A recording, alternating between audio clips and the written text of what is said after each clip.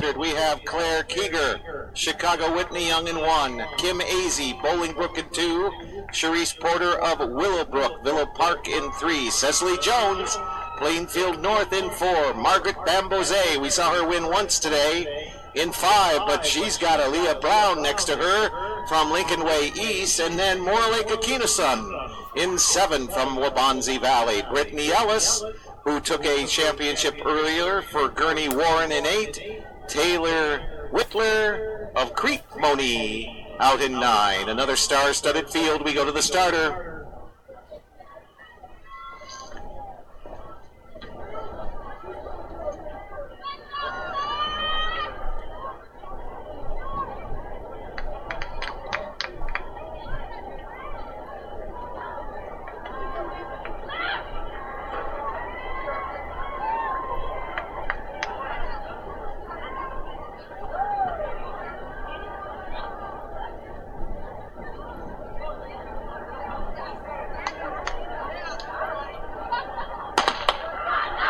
And look at 3 or 4 or 5 or 6 or 7 or 8 in this one.